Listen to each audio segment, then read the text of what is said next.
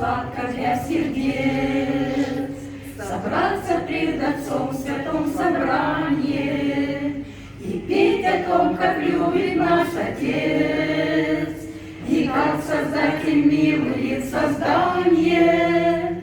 Какое счастье для верных общение иметь с Христом, общение душ нелицемерных, объятых Божиим огнем.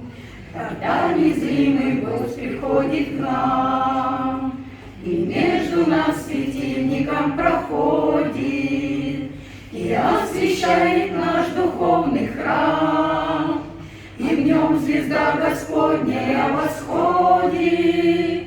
Какое счастье для верных общение иметь с Христом, общение душ нелицемерных, объятых Божиим огнем. И свет снаружи светом изнутри, сливаясь на перу любви сияют, на лицах ярко отблески зари, огнем небес напевы вдохновляют. Какое счастье для верных общение иметь с Христом, общение душ нелицемерных, объятых Божиим огнем.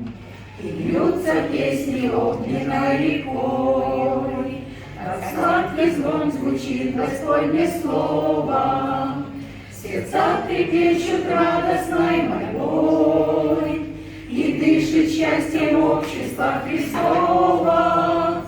Какое счастье для верных общение иметь с Христом, общение душ нелицемерных, объятых Божиим огнем. Какое счастье для верных общение иметь с Христом, общение душ нелицемерных, объятых Божиим огнем.